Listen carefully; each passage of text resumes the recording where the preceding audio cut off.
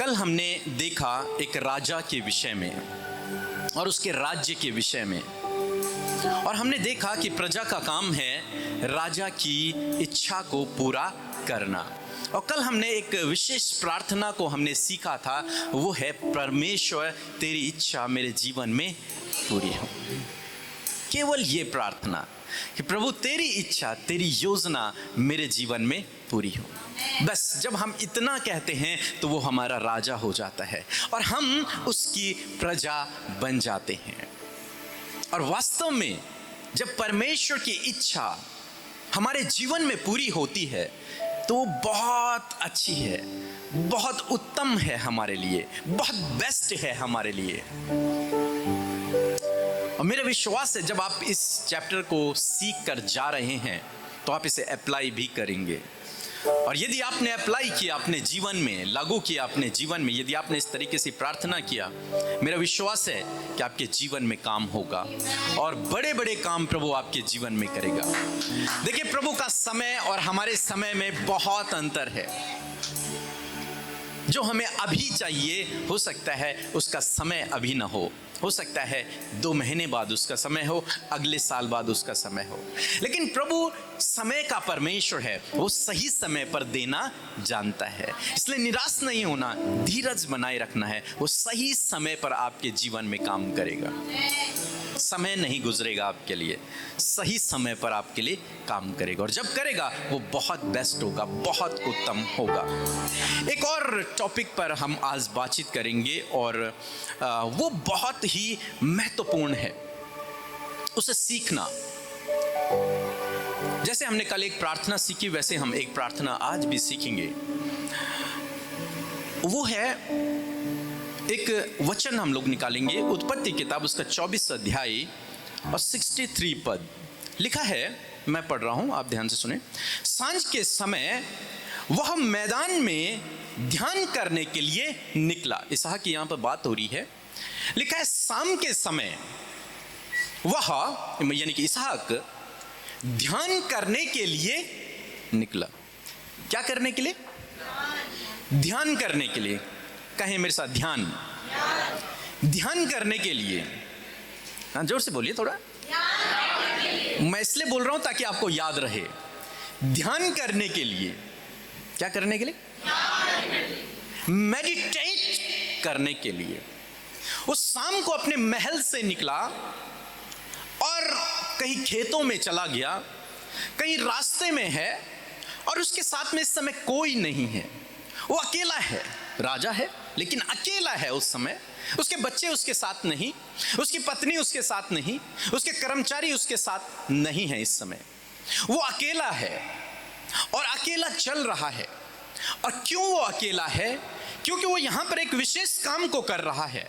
वो कोई युद्ध नहीं लड़ रहा, वो कोई प्रार्थना भी नहीं कर रहा, वो परमेश्वर के सामने घुटने भी नहीं टेका है, लेकिन वो एक काम कर रहा है। वो काम क्या है?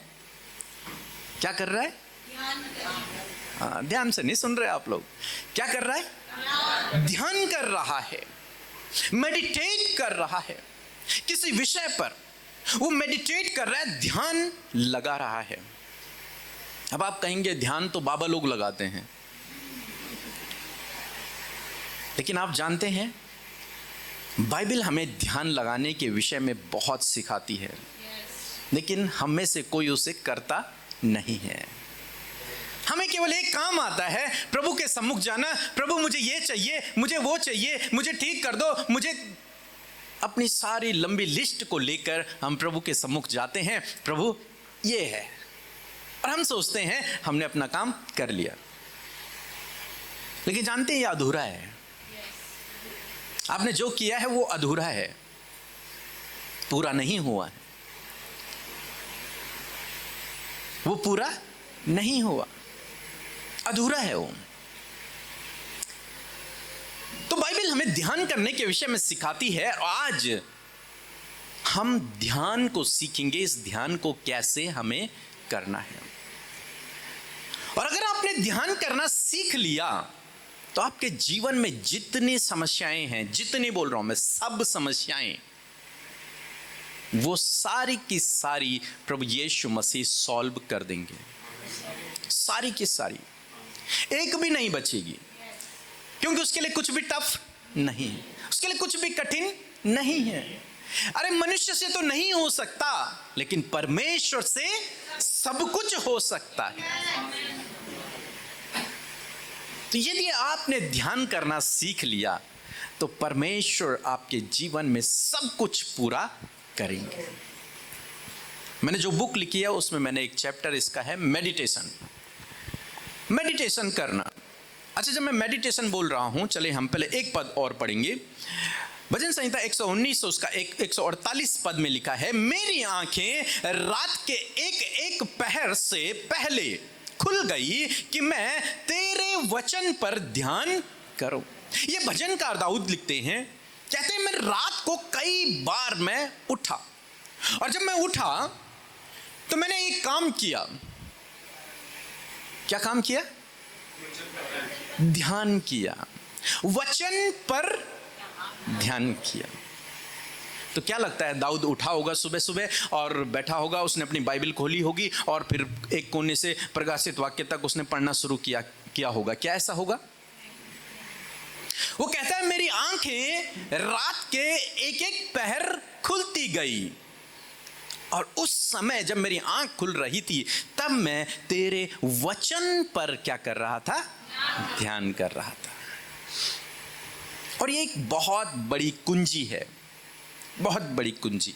और इस कुंजी के द्वारा मैंने पर्सनली अपने जीवन में बहुत सारी आशीषों को पाया है। इसीलिए इसको मैं आप लोगों को सिखाना चाहता हूं कि आप लोग भी, यदि आप में से कुछ लोगों ने भी इसे करना अपने जीवन में शुरू किया, मेरा विश्वास है आपके जीवन में भी प्रभु काम करेगा। आखिर क्यों ये लोग ऐसा कर रहे हैं? ये लोग प्रार्थना भी तो कर सकते हैं। भजनकार ये भी कह सकता था कि मैं एक एक पहर उठता हूं रात को और तेरे सामने अपने घुटनों को झुकाता हूं, तेरे सामने मैं प्रार्थना करता हूं। लेकिन वो यहां पर ये नहीं कहते, वो कहते हैं क्या? मैं तेरे वचन पर क्या करता हूं? ध्यान करता हूं। जी, एक और वचन हम लोग पढ़ेंगे, कुलिस्सियों की किताब उसका 3 अध्याय 2 पद लिखा है, पृथ्वी पर की नहीं। पौलुस लिखते हैं कुलिस्सियों के लिए कि पृथ्वी पर की नहीं परंतु स्वर्गीय वस्तुओं पर क्या करो? अरे भाई, आज तक तो हमने प्रार्थना के विषय में सुना था, प्रार्थना करो, प्रार्थना करो, प्रार्थना करो, उपवास करो, दान दो, इन्हीं विषयों पर हमने सुना था। आज ये नया टॉपिक आ गया है, क्या करो? ध्यान करो। कभी सुना था आपने? कितनों ने सुना था? मेडिटेट करो, ध्यान करो।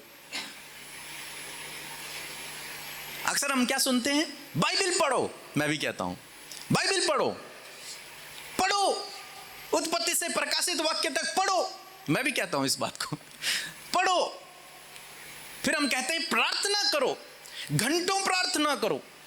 कुछ कहते हैं प्रभु के सामने आंसुओं को बहाओ, प्रभु के सामने रो। कुछ कहते हैं कि आजकल 40 दिन के उपवास चल रहे हैं, कुछ कहते हैं 40 दिन तक उपवास रखो। हाँ, ये बातें सही हैं, ये बातें गलत नहीं हैं, लेकिन आज कुछ अलग दिख रहा है कि स्वर्गीय वस्तुओं पर ध्यान करो। और भजनकार भी कह रहा है मैं रात रात उठकर तेरे वचन पर क्या करूंगा? इसहाक भी उठकर जा रहा है और अकेले स्थान में वहां क्या कर रहा है? ध्यान कर रहा है। अगर पौलुस इस बात को लिख रहा है तो इसका मतलब ये बहुत इंपॉर्टेंट बात होगी। और पहला तीमुथियुस उसका 4 अध्याय 15 पद, तीमुथियुस की कलीसिया को भी पौलुस इस पत्र को लिखते हैं और कहते हैं, उन बातों को सोचता रहे और इन्हीं में अपने ध्यान को लगाए रहे ताकि तेरी उन्नति सब पर प्रकट। पौलुस कहता है कि इन्हीं पर ध्यान लगाए रख, और यदि तूने इस पर ध्यान लगा के रखा तो तेरी क्या होगी? उन्नति होगी। समझ रहे हैं भाई जी? यदि आपने ध्यान लगा के रखा तो आपकी क्या होगी? हम तो कहते हैं प्रार्थना करो तब तुम्हारी उन्नति होगी। सही है, गलत नहीं है, लेकिन यहां पर यह कह रहा है कि उसी पर ध्यान कर, तब तेरी क्या होगी? उन्नति होगी। और एक और वचन हम लोग पढ़ेंगे, भजन संहिता 1 अध्याय उसका 1 और 2 पद। हम सभी लोग जानते हैं कि धन्य है वो पुरुष जो दुष्टों की युक्ति पर नहीं चलता, न पापियों के मार्ग पर खड़ा होता है, और न ठट्ठा करने वालों की मंडली पर बैठता है, परंतु वह तो यहोवा की व्यवस्था से प्रसन्न रहता है और उसकी व्यवस्था पर दिन रात ध्यान करता है। क्या करता है?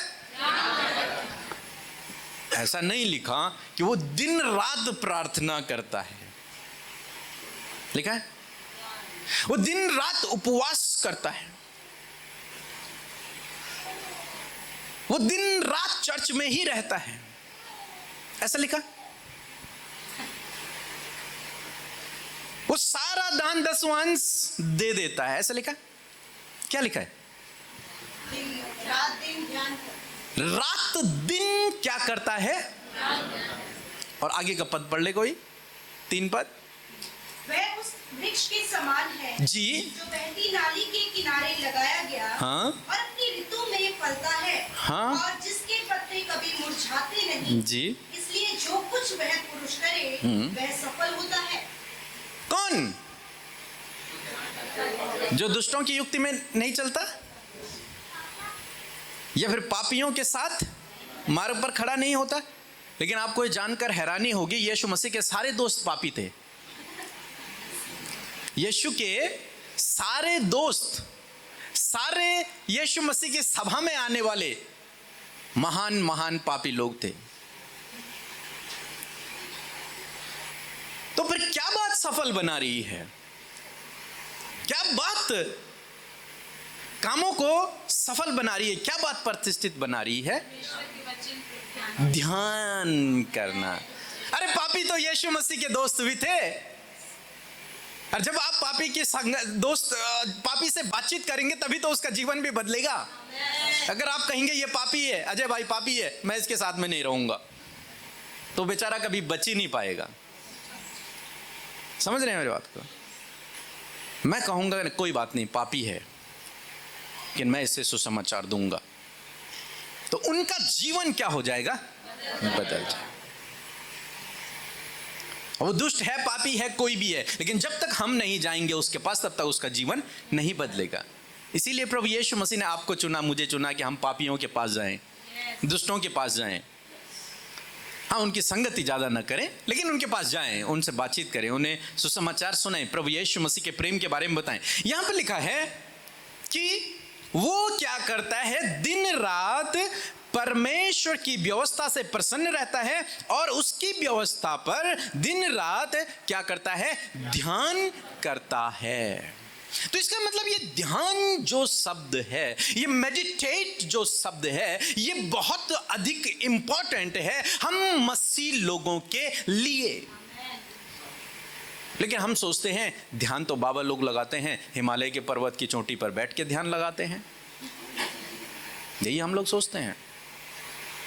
नहीं, परमेश्वर का वचन हमें ध्यान लगाने के विषय में बताता है। एक वचन यहोशू की किताब उसका 1 अध्याय 8 पद लिखा है, व्यवस्था की यह पुस्तक तेरे चित्त से कभी ना उतरने पाई, इसी पर दिन रात ध्यान दिए रहना, तब तेरे काम सफल होंगे और तू प्रभावशाली होगा। लेकिन कब?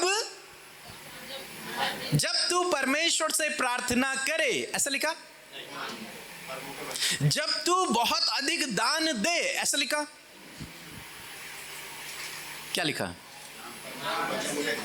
जब तू परमेश्वर के वचन पर ध्यान। अच्छा, जब ध्यान की बात हो रही है तो ध्यान और बाइबल पढ़ना दोनों अलग अलग हैं, ठीक है? बाइबल पढ़ना, आप कितना भी बाइबल पढ़ सकते हैं, एक दिन में आप पूरी बाइबल आप पढ़ सकते हैं, अगर आप रॉबर्ट हैं पढ़ सकते हैं। पढ़ना और ध्यान लगाना ये दोनों अलग अलग चैप्टर हैं। कई बार हम सोचते हैं ध्यान मतलब परमेश्वर के वचन को पढ़ना ध्यान हो गया। नहीं, ये ध्यान नहीं हुआ। आपने केवल उसे पढ़ा है, एक अखबार की तरह, एक नॉर्मल किताब की तरह। आपने बाइबल को भी पढ़ा है, लेकिन जब आप उसमें ध्यान करते हैं, क्या करते हैं? ध्यान करते हैं, तब परमेश्वर का वचन कहता है कि तेरी उन्नति होगी, तू प्रभावशाली होगा, तेरे काम सफल होंगे, तू उस वृक्ष के समान होगा जो अपनी ऋतु में फलता है और उसके पत्ते कभी मुरझाते नहीं। लेकिन जब तू क्या करेगा? परमेश्वर के वचन पर ध्यान करेगा, परमेश्वर के वचन को पढ़ेगा नहीं। यहां पे पढ़ेगा नहीं लिखा है, क्या लिखा है? ध्यान। इंग्लिश में लिखा है मेडिटेट। जब तू इस पर मेडिटेट करेगा, जब तू इस पर ध्यान करेगा, तब तेरे जीवन में क्या होगा? काम होगा। समझ रहे हैं मेरी बात को? अब बहुत सारे लोगों के जीवन में काम नहीं होता है। वो प्रार्थना भी करते हैं, प्रार्थना सभाओं में भी आते हैं, प्रार्थना भी करवाते हैं। इसके बहुत से कारण हैं क्यों उनके जीवन में काम नहीं हो रहा। अभी हम लोग दिल्ली गए थे अभी कुछ दिन पहले, वहाँ का एक वीडियो है, आप उसे जरूर से देखें ताकि आप समझें कि आखिर मेरे जीवन में काम क्यों नहीं हो रहा है। उसका रीज़न है संदेह और अविश्वास। और संदेह और अविश्वास को अपने जीवन से आपको दूर करना है। उसके लिए आपको ये काम करना है जो मैं आज आपको सिखा रहा हूँ। मेडिटेट करना। अरे परमेश्वर के वचन को पढ़ना काफी नहीं है। परमेश्वर के वचन को एक कोने से दूसरे कोने पढ़ना काफी नहीं है। आपसे भी जानकार, आपसे भी विद्वान, हमसे भी कई विद्वान लोग इस दुनिया में हैं, बाइबल को रटा हुआ है, लेकिन प्रभु को नहीं जानते हैं। बहुत हैं ऐसे, बहुत हैं जो प्रभु को नहीं मानते, यीशु को नहीं मानते, लेकिन पूरी बाइबल उन्हें पता है। उन्हें पता है परमेश्वर ने जगत से प्रेम किया, सब पता है उन्हें, रटा रटाया है, बाइबल वचन भी याद हैं। लेकिन मैं बात कर रहा हूं बाइबल को पढ़ने की नहीं, बाइबल को पढ़ने की नहीं अखबार की तरह। मैं बात कर रहा हूं उस पर मेडिटेट करने की, उस पर ध्यान करने की, उसके वचन पर ध्यान करने की। जब दाऊद इस बात को कह रहा है कि मैं रात को उठकर तेरे वचन पर ध्यान करता हूं, तो वो पढ़ने की बात नहीं कर रहा है। समझ रहे हैं मेरी बात को?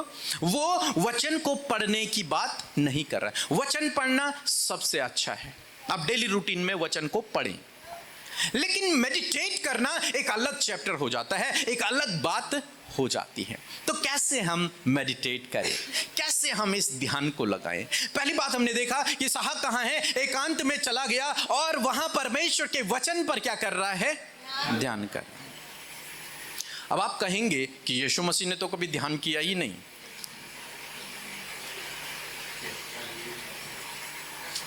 लेकिन आप जानते हैं यीशु मसीह ने उपवास किया 40 दिन और 40 रात उपवास। और यीशु मसीह कहाँ थे? जंगल में। और ये बात मैंने कहीं से सीखी नहीं, ये बात मुझे पवित्र आत्मा ने मुझे बताई जब मैं परमेश्वर के वचन को पढ़ रहा था। और यीशु मसीह के उपवास पूरे हुए और यीशु मसीह के सामने शैतान आया और शैतान ने यीशु मसीह से कहा, यदि तू परमेश्वर का पुत्र है तो इस पत्थर से कह कि रोटी बन जाए। और जानते हैं यीशु मसीह ने क्या उत्तर दिया? कि रुक जा शैतान, मैं प्रार्थना करता हूं, तुझे अभी बताता हूं। ये कहा? रुक जा शैतान, मैं अपने पादरी साहब को फोन करता हूं, फिर तुझे बताता हूं। कहा ऐसा? मैं अभी परमेश्वर से घुटने टेक कर मैं प्रार्थना करता हूं और अभी देख तब बताता हूं तुझे, ऐसा कहा? यीशु मसीह ने तो ये भी नहीं कहा कि यीशु के नाम से जा, जो हम कहते हैं। यीशु मसीह ने क्या कहा? वचन जी, हाँ? मनुष्य केवल रोटी से नहीं परंतु परमेश्वर के वचन से। आप लोगों ने कल रात क्या खाया? नहीं, रात को खाने में क्या था? बिरयानी। अच्छा, आज सुबह क्या था? ब्रेड और अंडा। अच्छा, मैंने तो नहीं खाया, आप लोगों को अच्छी अच्छी चीजें मिल रही, मुझे नहीं मिल रही। इसका मतलब आप आपने जो खाया आपने वो मुझे बताया कि मैंने बिरयानी खाई, मैंने ब्रेड खाया। आप जब यहां से जाएंगे तो लोग आपको पूछेंगे कि वहां पर प्रचार कैसा था, तो आप कहेंगे गंदा था, कहेंगे बहुत अच्छा था। वहां के लोग कैसे थे, आप कहेंगे बहुत अच्छे थे। अब यीशु मसीह से यहां पर बात हो रही कि इस पत्थर को रोटी बना दे, और यीशु मसीह कह रहे हैं कि परमेश्वर मनुष्य परमेश्वर के वचन से क्या रहेगा, तो इसका मतलब यीशु मसीह उस 40 दिन और 40 रात में वचन को खा रहे थे। अगर वो वचन नहीं खा रहे थे तो वो प्रार्थना की बात करते, वो उपवास की बात करते, लेकिन उन्होंने वचन खाया था वहां, वो वचन को सीख रहे थे वहां, वो वचन पर मेडिटेट कर रहे थे वहां, वो परमेश्वर की व्यवस्था पर, उसके वचनों पर वहां ध्यान लगाए हुए थे 40 दिन और 40 रात। इसलिए जब वो उपवास से बाहर निकले तो उन्होंने वही बात बोली, परमेश्वर के वचन से जीवित रहेगा। जो आप खाओगे वही आप बोलोगे। जो मैं आज आपको सिखा रहा हूं मेडिटेट, अगर कोई पूछेगा आपसे बाहर जाके, आपने यहां जाके कि आपने वहां कौन सा वचन सीखा, तो आप यही तो कहोगे मैंने सीखा ध्यान लगाना। कुछ और तो नहीं कहोगे, ये तो नहीं कहोगे कि मैंने वहां दान देना सीखा।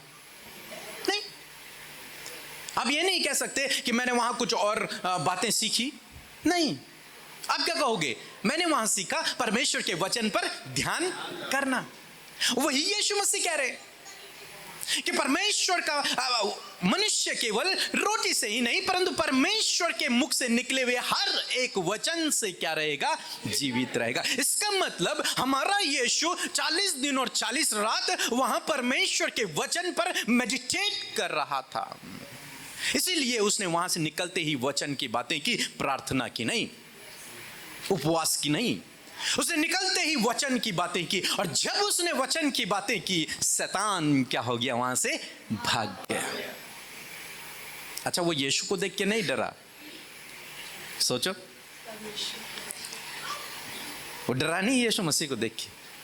जब यीशु सिंपल आए, वो उसके सामने आ गया, यीशु से कहने लगा, बातचीत कर रहा है यीशु से, इस पत्थर को रोटी बनाते। नहीं डरा यीशु से, लेकिन यीशु ने कहा परमेश्वर का वचन, और बाइबल में लिखा है कि वो भाग गया।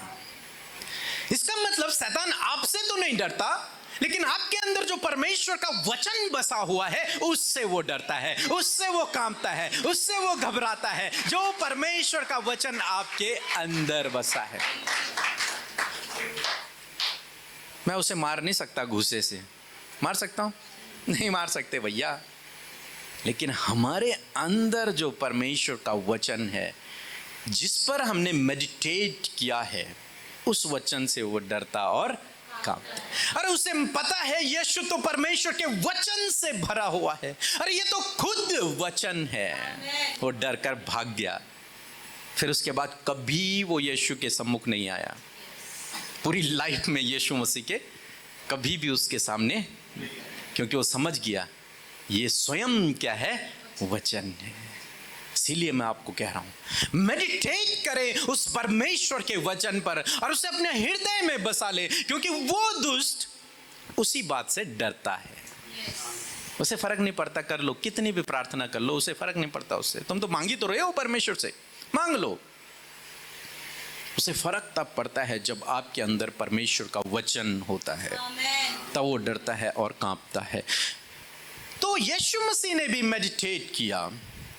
पुराने नियम में भी हम बहुत सारे लोगों के विषय में पढ़ते हैं, उन्होंने परमेश्वर के वचन पर मेडिटेट किया, ध्यान को लगाया। लेकिन आप और मैं, हम सब आज की जनरेशन मसीह लोग कभी भी परमेश्वर के वचन पर ध्यान नहीं करते। वो परमेश्वर के वचन को पढ़ते हैं और प्रार्थना करते हैं। लेकिन आज मैं आपको उत्साहित करना चाहूंगा कि आप परमेश्वर के वचन पर ध्यान करना शुरू करें। प्रतिदिन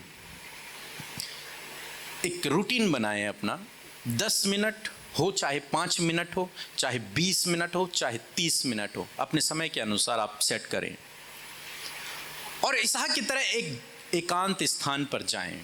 परमेश्वर का वचन हमें एकांत में प्रार्थना करने के विषय में सिखाता है। एकांत स्थान पे जाएं जहां पर कोई आपको परेशान न करे और केवल अपनी आंखों को वहां पर बंद करें और साइलेंटली बैठ जाएं, चुपचाप। और जो वचन आपने पढ़ा होगा, जो वचन आपने सुना होगा, या फिर जिस वचन को आप चाहते हैं कि प्रभु आपके जीवन में पूरा करे, जैसे मैंने कल बताया था, प्रभु आपके दुखों को आनंद में बदल देगा।